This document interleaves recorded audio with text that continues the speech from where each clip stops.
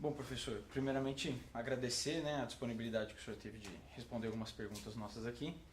E uma primeira questão que eu teria é a seguinte: aqui no Brasil as Forças Armadas elas têm ganhado, né, já há alguns anos, um pouco de mais espaço, né, para sua utilização no âmbito interno, né, em operações de garantia da lei e da ordem. A gente teve a operação de pacificação dos morros no Rio de Janeiro, a gente tem o batalhão agora de garantia da lei e da ordem, que era provisório e agora ele é permanente, né? Então a gente vê que acaba ganhando mais espaço. O que eu queria perguntar para o senhor é se essa tendência, né, essa retomada das Forças Armadas de alguns espaços aqui no âmbito interno, no Brasil, ele é um movimento solitário na América do Sul? Ele é um movimento que acompanha uma tendência regional ou ele está indo mesmo, né, numa contramão? Bueno, yo creo que es un movimiento que se está dando en otros países también. Habría que hacer una diferenciación. Lo que hemos tenido muy notoriamente es la aplicación de Fuerzas Armadas al combate del narcotráfico en la región, especialmente hablamos de América del Sur, ¿verdad? Esto ha sido así en Colombia y posteriormente y continúa y siguió también en Perú, se produjo en Perú. Después viene un segundo plano de intervenciones que es como más moderado y más acotado, un uso menos frecuente tal vez, no permanente como es en aquellos casos. Ahí podemos anotar la participación que hay en Brasil y tal vez en algunos otros países de América del Sur. Y luego hay un lote de países no muy grande también, Argentina, Chile, Uruguay, en el que no hay participación, hay una postura más, digamos, clásica, ¿no? Una cosa es el papel de los militares, otra es el papel de las fuerzas de seguridad o policiales. Una cosa son los soldados, otra cosa son los policías. Me parece que Brasil está en una situación intermedia, hablando simplemente de cómo se manifiestan los hechos, ¿no? Como los percibo yo por lo menos. Así que mi respuesta a esto sería sí, me parece que hay un aumento de países que están aplicando Fuerzas Armadas a trabajos referidos a seguridad interna, seguridad interior. Me parece que eso tiene una problemática cualitativa importante.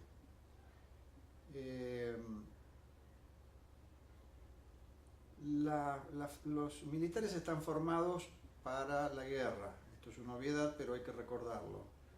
Razón por la cual se educan, se adiestran, se entrenan, hacen ejercitaciones y tienen incluso un despliegue territorial que sigue una lógica que no es la de el trabajo que habitualmente hacen los policías en relación con los poderes judiciales, con las intervenciones de jueces o de fiscales.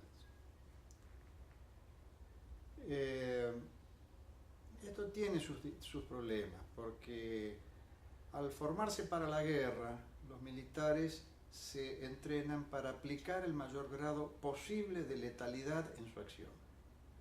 Y lo que requiere el trabajo en el plano interno es más bien la actitud policial. El policía está obligado a graduar el uso de la fuerza.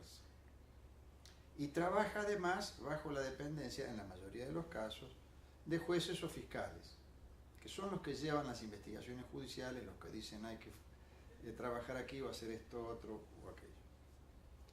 Entonces, la cuestión debería poder resolverse por la vía de si es necesario intervenir con más fuerza, decidir si se militariza la policía o a la inversa, si se policializa a los militares. El hecho de que policías y soldados utilicen armamento no quiere decir que estén en condiciones de hacer lo mismo. Si uno mandara policías a hacer la guerra, fracasaría, y probablemente si manda así nomás a los soldados a hacer de policías, también va a fracasar. A mí me parece que estos son los límites del problema, que se puede trabajar sobre ellos y que se pueden legislar en caso de que sea necesario o cambiar legislación. Lo que tiene que quedar claro, me parece, es que si uno manda sin mediaciones tanto a unos como a otros hacer lo que hace cada uno, probablemente la cosa no funcione bien. E o senhor vê que existe algum tipo de diálogo sobre o papel das Forças Armadas e a utilização das Forças Armadas sendo levado, né, dentro do Conselho de Defesa sul-americano, ou esse é um espaço onde não cabe pensar a utilização das Forças Armadas? Bueno, yo diría que es un espacio en el que por definición no hay ninguna previsión de utilización de Fuerzas Armadas en el plano que no sea el de la defensa. O sea, no está prevista la utilización de Fuerzas Armadas en el plano interno, en seguridad pública, seguridad interior, como la querramos llamar. Solamente se habla especialmente en el documento constitutivo, no recuerdo su nombre, pero digamos lo que sería el documento base de la conformación del Consejo Suramericano de Defensa, que sería el organismo a través del cual se expresa la posición de UNASUR en este sentido, solo contempla la utilización de Fuerzas Armadas para la defensa nacional, la creación de una identidad común para la defensa nacional exclusivamente, de manera que no hay ninguna referencia particular a la utilización de Fuerzas Armadas en el plano interior. Yo encuentro que hay ahí una pequeña discordancia entre las palabras y los hechos, ¿no? Tampoco es definitivo lo del Consejo de Defensa Suramericano, en el sentido de que habla de esto que acabo de decir, la construcción de una identidad en defensa común, o el aporte que una identidad de defensa en común puede proporcionar al proceso de integración. Es decir, no hay una cosa taxativa, es decir, no, esto no. Pero ahí me parece la indicación de una manera general de abordar las cosas. Y desde ahí digo, me parece que puede llegar a haber una pequeña discordancia entre lo que está escrito y lo que efectivamente se hace en algunos casos. Sobre esse ponto que o senhor colocou agora de uma identidade compartilhada em matéria de defesa, a gente vê aí nos pontos que o senhor levantou que a Argentina tem uma concepção sobre a utilização das Forças Armadas, Colômbia e Peru tem outro, o Brasil está num estágio intermediário.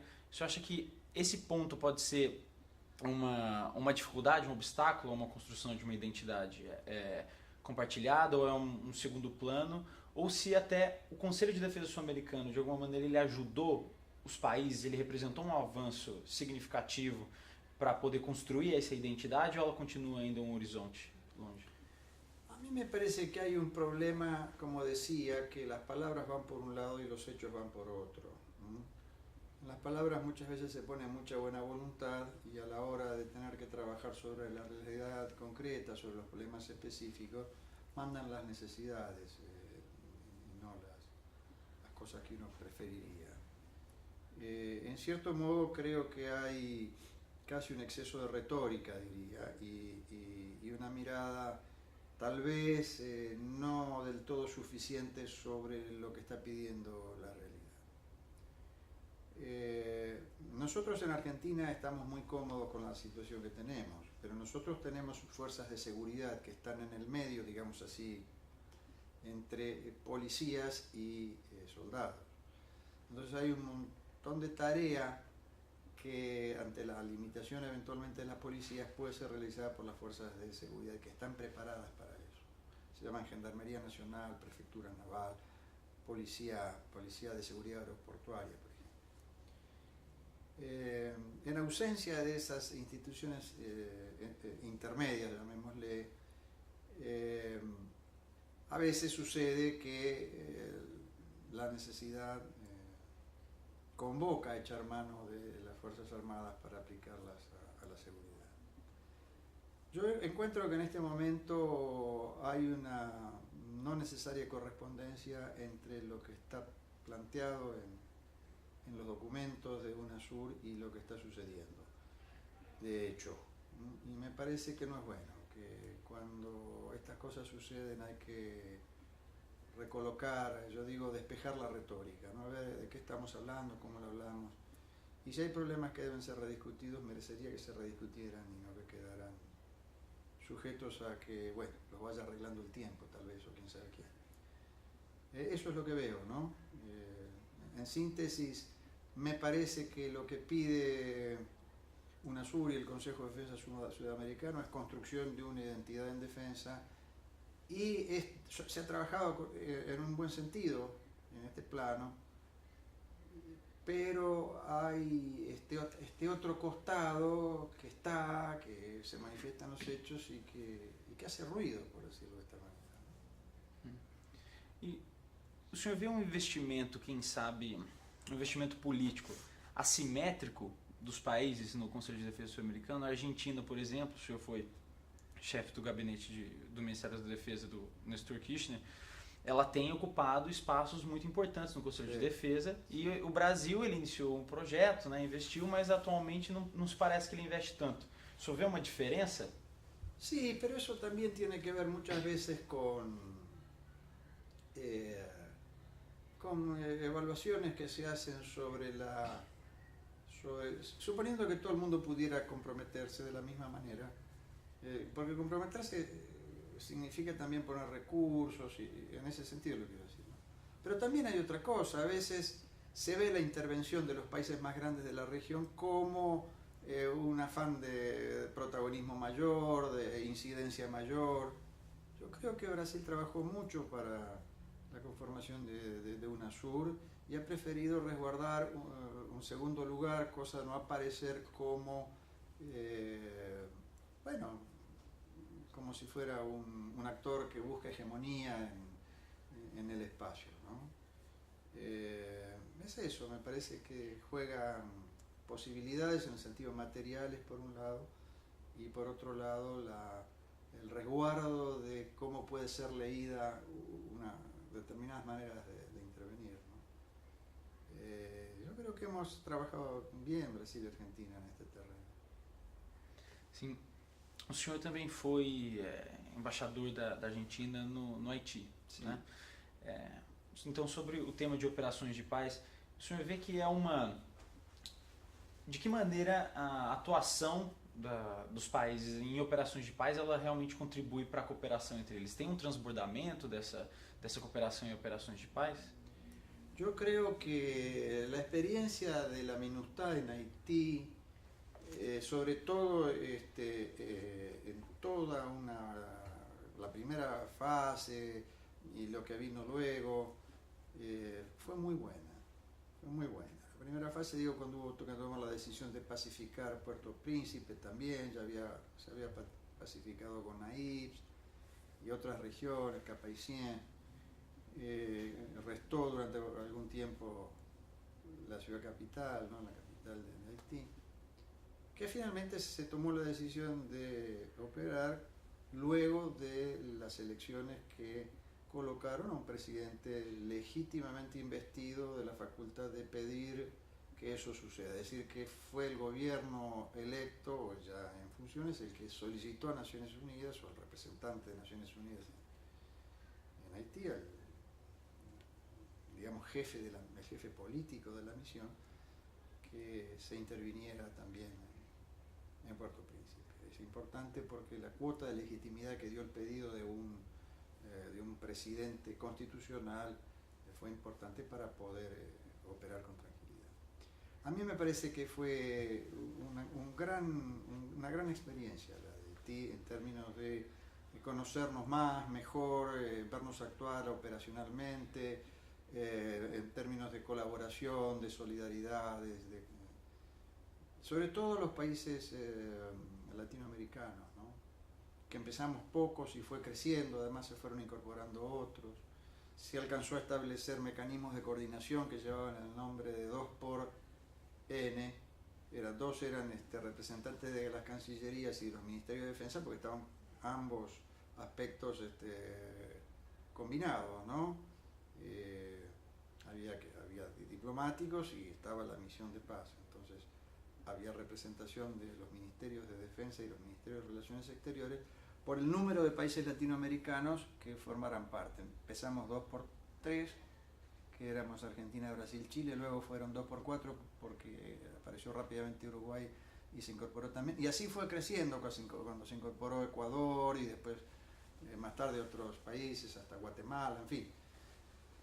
Yo creo que llegamos a ser 2 por 9 o tal vez más, de lo que yo recuerde.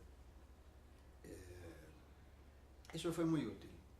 Fue muy útil, aprendimos mucho en el terreno, aprendimos mucho en la coordinación entre nosotros mismos, nos dimos cuenta de las capacidades que tenemos, verdaderamente operábamos muy bien, había contingentes de otros países, de otras regiones que no eran Latinoamérica, y bueno, conseguimos, uno se pone a prueba en esas circunstancias, y la verdad es que hemos realizado un trabajo verdaderamente muy bien llevado, muy interesante.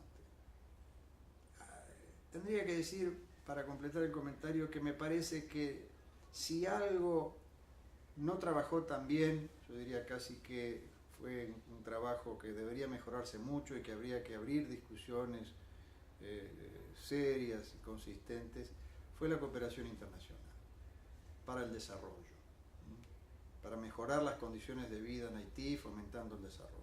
Ahí me parece que las cosas no anduvieron tan bien. Lo que nos tocaba a nosotros, que era cubrir la parte de estabilización, yo creo que se consiguió y se lo hizo muy bien, y el papel que jugamos los países latinoamericanos fue muy importante. Ok, então, professor, muito obrigado. No,